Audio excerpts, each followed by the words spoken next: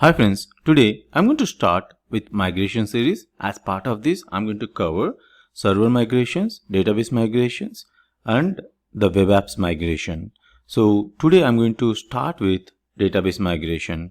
I always suggest to the people to start the database migration because if you start with the backend, then you can easily check and test the front-end applications when they are migrated. So first I'll start with the database migration. Eventually I will cover server migrations as well. So let us jump into this database migration. A year ago, people used to use Azure Site Recovery as migration tool. Azure Site Recovery covers server migrations, web migrations, and database migrations as well. But later, I think almost in last May-June time, Microsoft released Azure Migrate as dedicated option for all type of workloads. So this is really good, but the underlying architecture of this Azure Migrate is again Azure Site Recovery. So let us just jump into what are the options Azure Migrate is giving. So Azure Migrate gives servers, databases, VDI, virtual desktop infrastructure, and web apps, Databox. Databox can be used if you have huge workloads or data like hexabytes or terabytes of data which need to be moved to the Azure. So they will deliver you a Azure data box that you can copy all your data to that Azure data box by connecting to your network or to your machine, the server, and then you can hand over to the Microsoft. Microsoft will take care of copying the data. It is very protective and secured, so no need to worry about your security of data on the data box. So coming to the data box, again there are three different options under the data box. Based on the type of data, size of the data you are handling, you can choose one of those options. So coming back to the servers, server migration will help you to migrate your Hyper-Vs and VMwares. Database migration will help you to migrate your AWS RDS or SQL Server on-premises databases. VDI will help you to migrate virtual desktop infrastructure. Web applications or web apps will help you to migrate your web applications. So I will eventually cover all these topics, but first I'm going to start with the database migration. So I'm going to start with a simple option how to migrate your data from your on-premises to your Azure SQL Azure or SQL VM. So let us start with that option. First, I'm going to download the AdventureWorks 2017.back. In case if you have database already on your SQL Server, any type of other databases, please keep at least for next 3-4 minutes and then continue. So I'm going to download, I have already downloaded this copy and it is available in my folder. Please download that AdventureWorks. So this is already there. So because I can't create the complete database and data for this particular series, so that is the reason Microsoft already have AdventureWorks as a sample for many reasons. So you can download that and you can restore this particular database to your SQL Server. Simply go to your SQL Server. As I mentioned earlier, if you have already the database on your SQL Server, please ignore the next 2-3-4 minutes. This is specially for the beginners to understand how to restore the database and then proceed for the practicing. So right click on the databases and restore database. So after restoring the database here, go to device. So I have a .back file. Please select that .back file wherever it is. So I'm going to add that. It's under my folder. So just copy this path.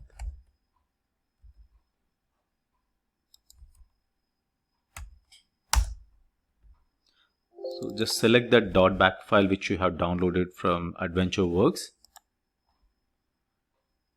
And here you can select the target of the database where you have to copy this or restore your data. So I have it is already given that the AdventureWorks 2017, that is the database. Anyway, let it create new database. Okay, then select this and okay. It will start restoring and it is very fast. The database AdventureWorks 2017 restored successfully. Okay, let us see what it got. So it got all the tables There are plenty of tables on this, error log, database log, everything. Okay, and it also got some data, so you don't need to worry about that data as well. So let us just see what kind of data or how much data it got. Like, so you can see plenty of data is available here. This is good, so that we can again check. Remember, I have a customer table and it got plenty of data, so that's good that we got. Simply right click on this, go to tasks,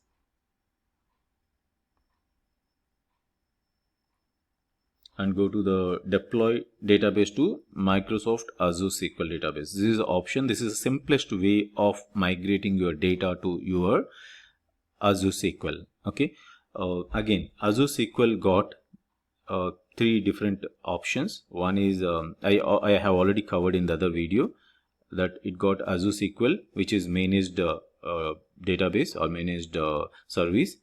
It also got a SQL VM, which is unmanaged service. If you want to go with that, that's your call. Again, there is a managed instance, which is managed service. So there are 3 different options. For more information on those particular 3 different options, please go through my video. I made another video for Azure SQL. That's called Azure SQL Database Creation, Azure SQL versus Managed Instance. This will explain you what are the 3 different options and how they work. So come back to our topic. So yeah, now we got a option under the task, deploy database to Microsoft SQL database. Okay, this is our source, but what is our target? Our target is a server which is on the Azure. Let us first create Azure SQL Server database on Azure. So I'm just going back to my portal, Azure portal. Just simply search for Azure SQL and start adding a new Azure SQL database here. So as I mentioned, you have 3 different options: SQL databases, SQL managed instances, SQL virtual machines. These first 2 options are the managed services, whereas third one is a unmanaged service that you have to manage yourself on various parameters such as high availability, disaster recovery, security, and many more aspects. Okay, so coming to this one, single database, I'm selecting create. Under this, you can select free trial, and I'm taking a resource group as database input. If you do not have one, create new. Database name, select just database name as Adventure Works for my video demo. Next, create a server. In case if you do not have, create one. I have already one Adventure new server on East US. You can simply create new, and you can enter the server name, server admin login, and all those details. Then come out from this, and then you can go with the elastic pool. In case if you have multiple databases and you want to use elastic pool, like say sharing the resources and stuff, then you can go ahead with the elastic pool, or else you go with the no. And you can go with the standard SO, or you can configure a database. I'm just simply skipping all these options for now. I'm going with the networking, that's fine. Go with additional settings. I don't need use existing database, so not now. And I'm just creating for demo SQL Migrate Data. Just enter some tags for recognizing the group of resources by using tags.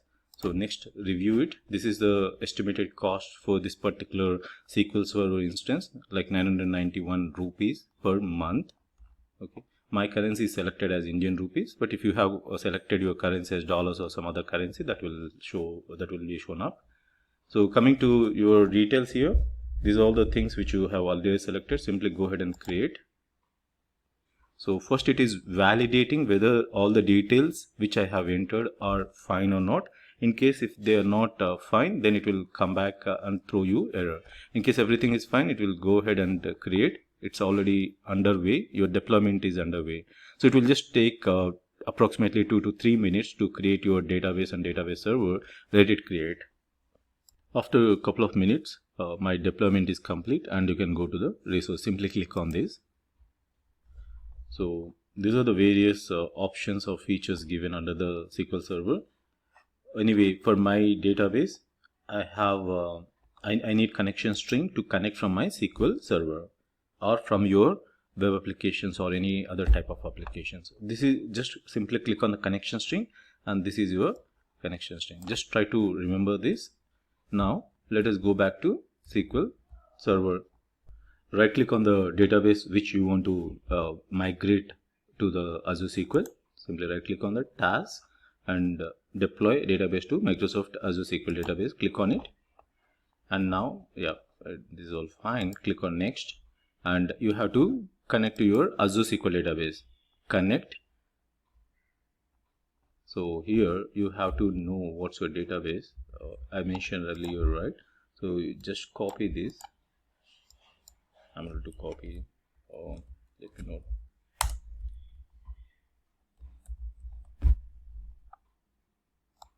So I'm just copying this, and then take SQL Server authentication. You must have given some user ID and password to it. Simply connect to this database. So just click on next.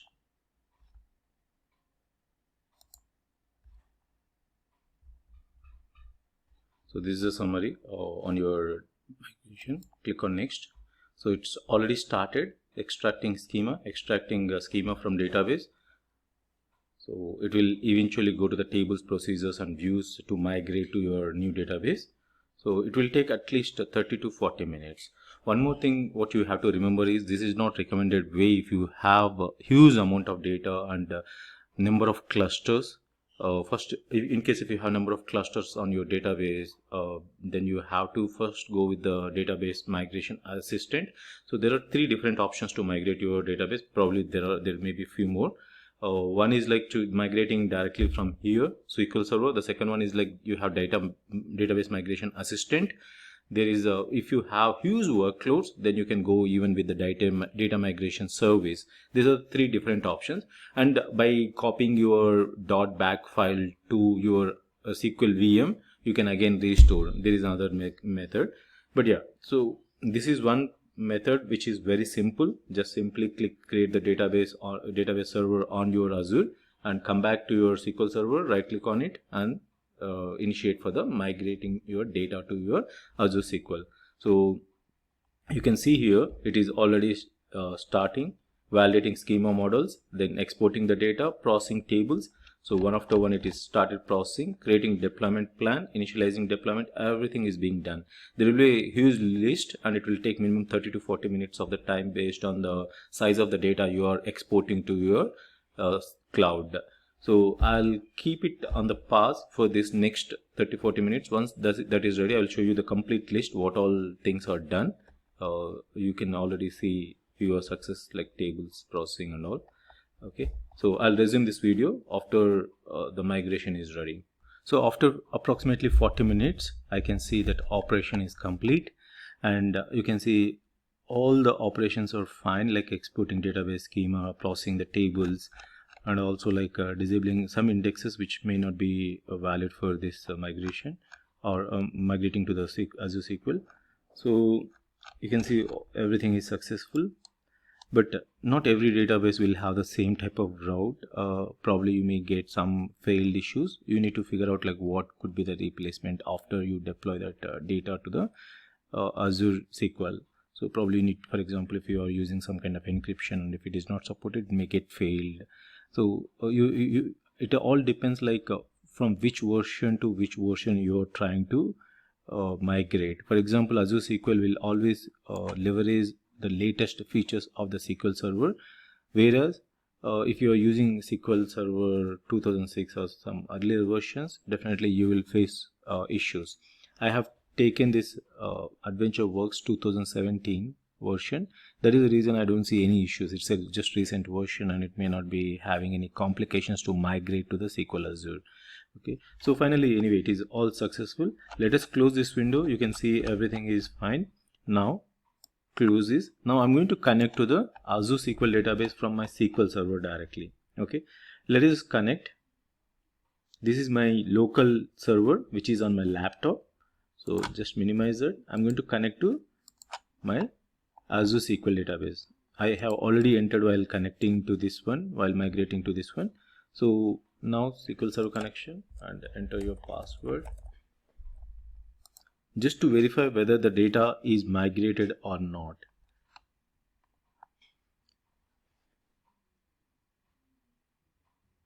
So you can see the database or database server which I have created earlier on the Azure SQL portal is connected. Now it got a few databases under that. This one I created through the portal. This one I have migrated. Okay. So let us see the migrated one, AdventureWorks 2017. This is under my cloud Azure SQL. So expand it. It will be there will be little latency because it's loading from your Azure SQL, not from your local DB.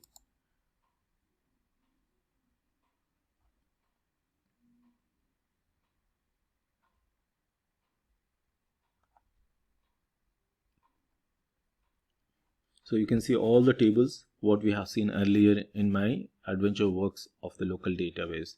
So let us just get into the customers. I think I saw some customer table.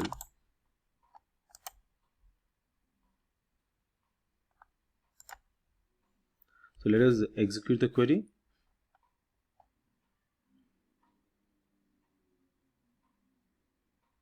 You can see all the records which we have seen in our local database here also, right? That means it is all copied. Similarly, there are procedures here, stored procedures. So everything is migrated to the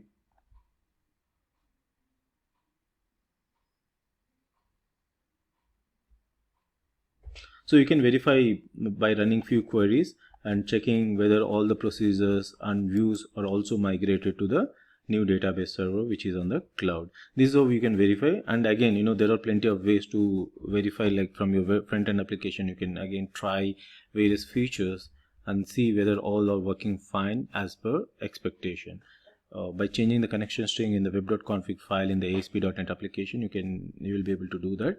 So this is how you migrate with a simple mechanism. As I mentioned earlier, there are two other ways to do that. One is database migration assistant. The other way is data migration service. Data migration service is used when you have huge amount of data, and the database migration assistant can be used in any case. And this particular case you just consider only when you have simple type of data, maybe like 48 MB or 100 MBs of data, then you can definitely use this method as well. But as you've seen, like I have approximately 48 MB database size, which took like almost 30 to 40 minutes of time. So just take a call based on your type of workload you are moving to cloud. Thanks for watching my video. I'll come up with more other ways to migrate the databases and servers. Thanks for watching my videos.